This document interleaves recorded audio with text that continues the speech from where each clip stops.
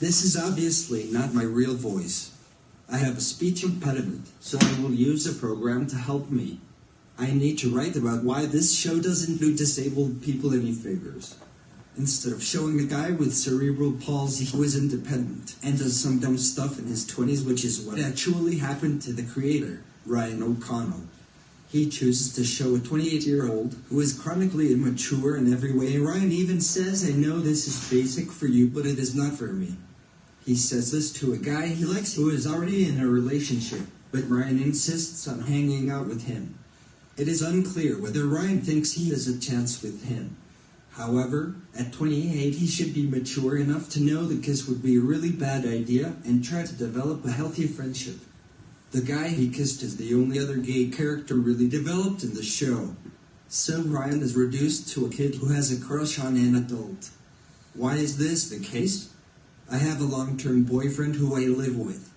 So in fact, people with cerebral palsy are capable of being in a long-term committed relationship. I have met other people with disabilities who are married with children at Ryan SH who are more disabled than him. In real life, he moved out at 18, developed a drug habit, and then made it as a writer. Wouldn't it be a better story to show him doing coke and on Grindr instead of in his mother's house complaining about her walking in on him? In real life, he could have totally gotten dick on Grindr. Gay guys will fuck anything. I am kidding, but that scene with the sex worker was bullshit. Even in sex, Ryan gets treated like a child. He can get laid, so he gets someone to be intimate for pay. Let us discuss his relationship with his mother. At 28, you should have an adult relationship with their parents. He should have taken his mother out shopping and help her pick out the green dress. Treat her like a queen. Give her your coat so she don't get wet in the rain. Be adult. What the fuck? Why would you show a 28-year-old arguing like a 15-year-old with his mom? You serious, cripple? Did you really just sit down to write the screenplay and were like, I am going to make disabled people look as bad as possible, or are you just that ignorant? Wow, I am learning so much about cripples. We do not get laid except for when we pay for it. Our social skills are delayed 15 years. We argue with our parents, and we do not have real careers. Should I break up with my boyfriend, move back home, and quit my economic consulting gigs? If any of the people I work with ever saw this fight, they'd probably fire me anyway. I don't think my mom would allow me to move back home through she as good as our relationship is. I don't think my mom would allow me to move back home through she as good as our relationship is. She would be like, no. Maybe one day when cripples are viewed differently by society, a show like Special can work because Ryan would just be looked at as a loser and not just a cripple. However, we are not there yet.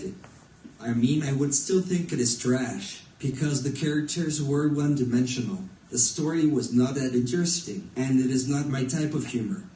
As a gay cripple, it felt like someone mixed all the bad stereotypes about disabled people and wrote a show just for laughs.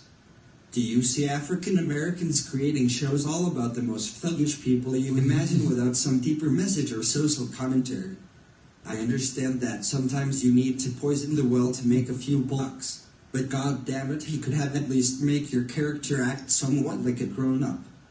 Disabled people are already looked upon as children. He had an opportunity to flip the narrative. Instead of showing cripples as inspiration or people who should be pitied but as complex people.